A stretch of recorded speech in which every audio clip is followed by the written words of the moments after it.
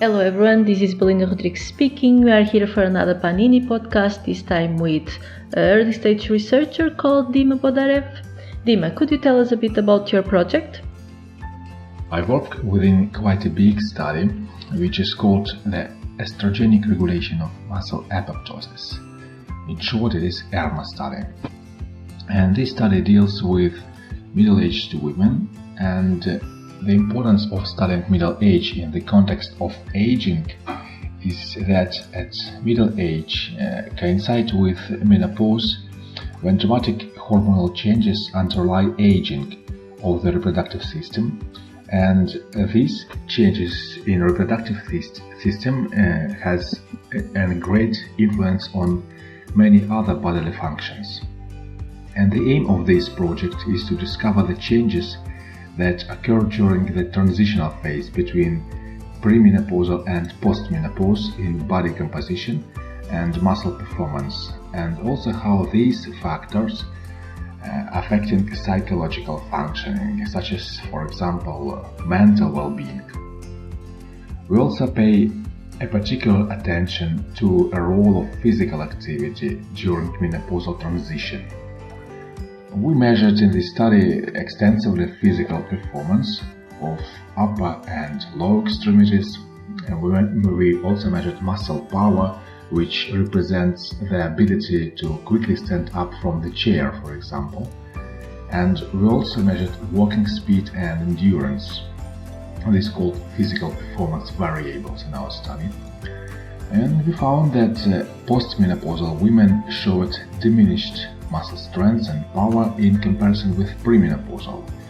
We also observed that perimenopausal and postmenopausal women have higher rate of depressive symptoms.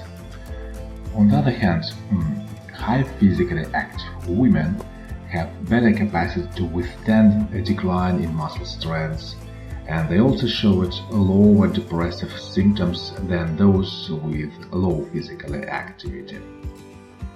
And now we are corroborating our findings in a longitudinal study design, following the same participants over their transition through menopausal stage. And I am also developing now a research proposal to continue this study after the PANINI project. What about the main advantages of being part of the PANINI project? Well, I think that the benefit to conduct a PhD within the context of Marie Curie network is that we have huge possibilities for collaboration, exposure to training such as industry training, enormous travel opportunities, specific training with relevant experts, and I think that these opportunities are much greater than our supervisors had, for example, during their PhD. We also built a portfolio that slightly in focus beyond just an academic merit in this sense, and we have a possibility to work within our consortium. And I spent very productive time in Birmingham, where I learned how to set up an intervention with old people and study frailty, for example, and this type of research broadened my own project, as I'm not studying frailty in my project in Finland.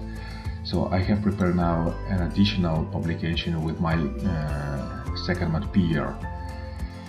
We also organize a special dissemination event, public engagement within our network, where we invited old people to communicate our findings to them.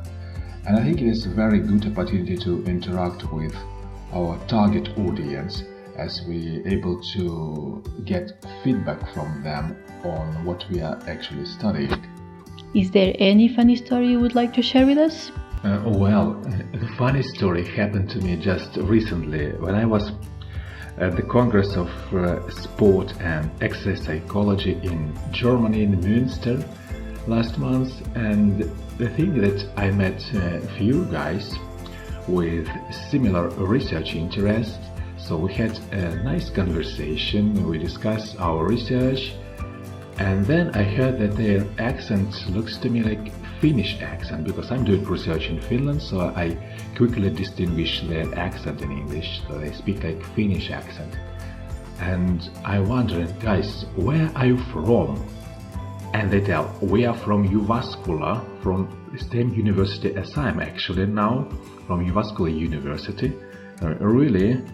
And they also look to each other as though they see each other for the first time. And they shake their hands at each other again, nice to meet you. And okay, don't please tell me that you work at the same building as I'm working now. They tell me exactly that they work at the same building as I am working now. So it was quite strange to meet those guys which work very close to me. Their offices actually like 20 meters from my office. For the first time I met them like during 3 years.